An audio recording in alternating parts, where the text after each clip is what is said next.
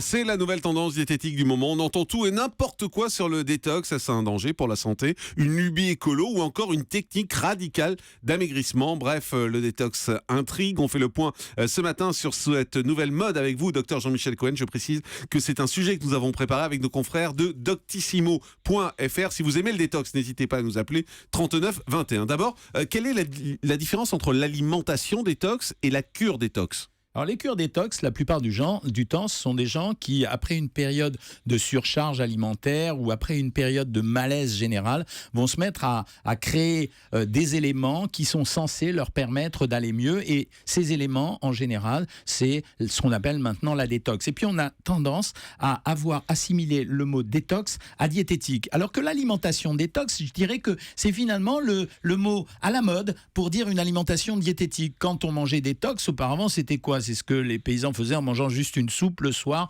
avec un verre d'eau et un yaourt. Eh ben, on a tendance à confondre à l'heure actuelle détox et diététique avec un autre ingrédient qui s'est mélangé, mais celui-là qui historiquement est extrêmement fréquent, c'est l'utilisation des plantes, ouvrez les guillemets, gris-gris. Alors ça veut dire quoi ? Ça veut dire que le détox aujourd'hui, c'est devenu à un moment donné les baies de goji, puis le lendemain on va vous dire faites les cures de raisin, puis le troisième jour on va trouver des plantes originales. Alors par exemple en ce moment c'est le nopal. Le nopal c'est comme le nopal, c'est une espèce de variété de cactus qui commence à rentrer dans les maisons. Et puis pour vous faire plaisir, Jean-Marc, le fameux kale, la kale salade, K-A-L-E, qu'on a trouvé aux États-Unis, qui est paré de toutes les vertus. Pourquoi on a fait ça ? C'est parce que le mot antioxydant est également devenu à la mode. Alors c'est quoi un antioxydant ? C'est une substance qui a pour propriété d'empêcher l'oxydation dans l'organisme des molécules. Et donc ça voudrait dire que ça ralentit le vieillissement ou que ça permet d'éviter les maladies. Alors les antioxydants, il y en a partout en fait. On en trouve dans tous les légumes et dans tous les fruits. Mais selon la période, on va mettre à la mode donc le nopal en ce moment, la kale salade aux États-Unis, mais on a aussi l'hibiscus, on a le cassis, on a le feuillu. Et finalement, vous verrez qu'au bout d'un certain temps, on aura fait le tour de toute la variété des fleurs, des légumes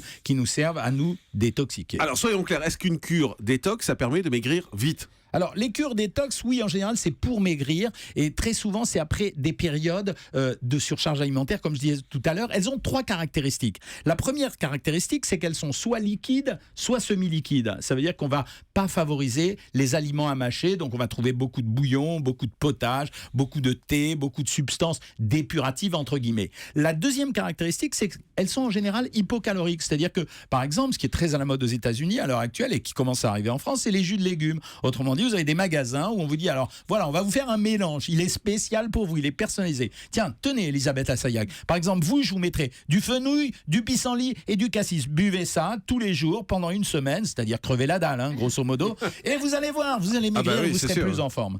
La troisième caractéristique de ces cures, c'est qu'elles vont faire intervenir énormément les végétaux, donc les plantes dont je vous ai parlé, les légumes, les fruits. Et pourquoi ? Parce que c'est un retour à la naturalité. Alors, il faut comprendre comment marche l'organisme sous le contrôle de l'excellent docteur Martine Pérez.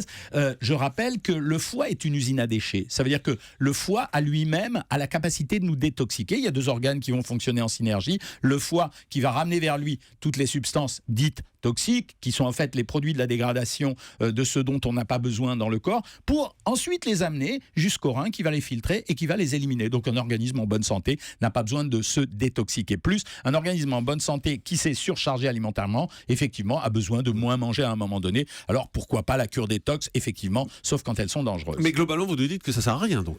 Globalement, je dis pour être clair. Je vais vous donner un exemple. Tiens, j'y pense maintenant. En 1980, il y a une famille à Lille qui décide qu'elle est intoxiquée parce que l'alimentation moderne lui a donné beaucoup de choses. Et ils décident de se purifier. Ils s'assoient tous en rond dans une pièce et ils se mettent à boire des litres et des litres d'eau. Le mari est décédé et la femme est partie en réanimation. Ce qui veut dire que se détoxiquer, pour eux, c'était en fait boire beaucoup d'eau pour en quelque sorte laver le corps. Et donc il y a une relation psychologique. Pourquoi le mari est décédé ? Le mari est décédé parce que boire trop d'eau est dangereux, peut entraîner un œdème et donc des maladies qui vont jusqu'à la mort. Et ça montrait bien que dans cet aspect détoxification, il y avait également cette notion de purification et de lavage du corps, mais malheureusement, on ne lave pas le corps comme une assiette. Elisabeth Assayag. Alors vous dites qu'on perd du poids et on se sent bien, mais il y a beaucoup de médecins qui disent que prendre des jus de légumes, on est en meilleure forme. On peut perdre du poids, mais surtout on récupère de la forme, on récupère de l'énergie. Alors revenons à l'essentiel, qu'apportent les légumes ? Les légumes, c'est un composé qui fait trois produits. Beaucoup d'eau, 80 à 95% d'eau dans les légumes. Deuxièmement, vitamines et minéraux. Troisièmement, absence de matière grasse ou absence de protéines à l'intérieur à un très faible taux, 3 ou 4%. Et quatrièmement, hypocalorique. Et on retrouve les éléments dont je vous parlais tout à l'heure de la détoxification hypocalorique, liquide ou semi-liquide parce qu'on peut les prendre sous forme de soupe ou sous forme de purée, et contenant beaucoup de nutriments du type oligo-éléments, vitamines et minéraux. Julie. Vous nous avez fait peur avec l'histoire de l'eau. Là, on peut mourir de boire de l'eau, boire trop d'eau, mais à partir de combien de litres? Non, mais là, c'était 8 à 10 litres d'eau dans un intervalle de 3 ou 4 heures. Ils étaient un peu frappadingues, il faut le dire. Donc voilà. Oui, c'est ça.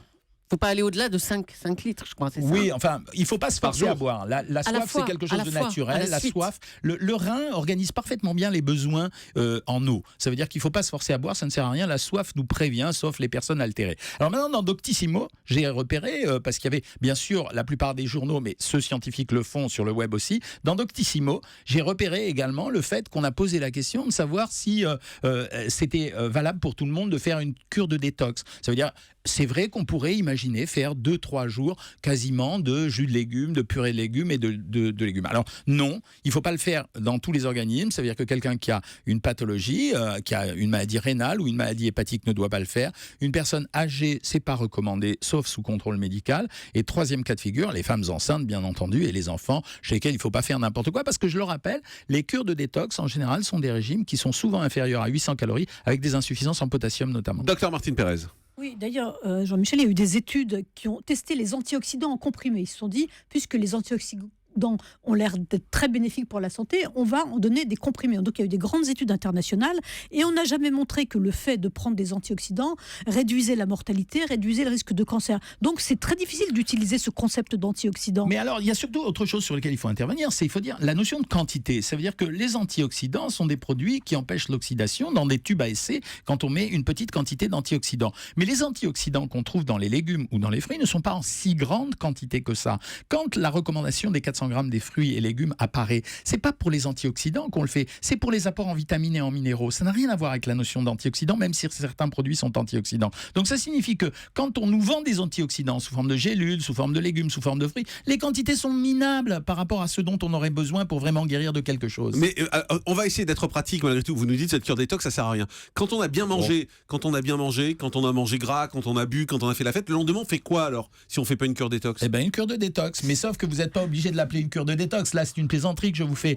Ça veut dire que quand vous avez bien mangé, il faut moins manger. Ça vous fait pas rigoler. Mais vous allez moins manger le lendemain. C'est pour ça que je disais les 3 éléments de la cure de détox, c'est quoi? C'est hypocalorique. Donc ça veut dire réduction des apports alimentaires. Donc vous passez vous faites maigre, pour reprendre une expression connue par tous les pratiquants. Vous faites maigre. Eh bien, faire maigre, ça signifie ne pas manger, éliminer les matières grasses, éliminer les protéines. Donc c'est vrai que vous sollicitez moins des organes comme le foie ou la digestion, qui sera beaucoup plus facile. Donc les cures de détox, pour moi, c'est un truc à base de végétaux, parce que ça contient beaucoup de vitamines et de minéraux, que c'est pas dangereux. C'est un truc sans matière grasse, pauvre en calories, liquide ou semi-liquide. Après, qu'on les appelle détox ou bidule, c'est pas grave. Sabrina Philippe, et après on va au standard. Oui, en général, c'est vrai qu'on se sent plutôt déconnecté de son corps, et surtout dès qu'on rentre dans l'hiver, on a on n'est plus en mouvement comme on l'était durant l'été, on fait plus de sport.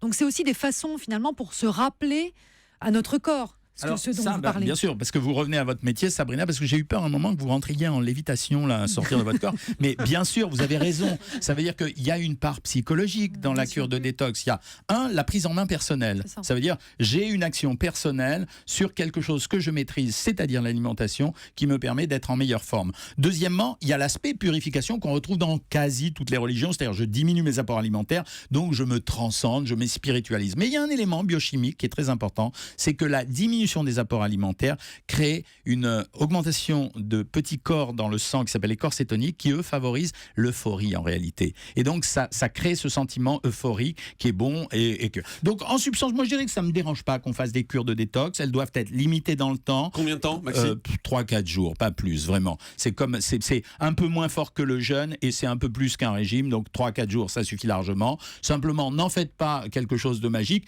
et comme le répète Doctissimo, quand vous avez une maladie quelconque, n'hésitez pas à consulter un médecin pour surveiller au moins pendant cette période-là vos paramètres sanguins pour ne pas avoir d'accident.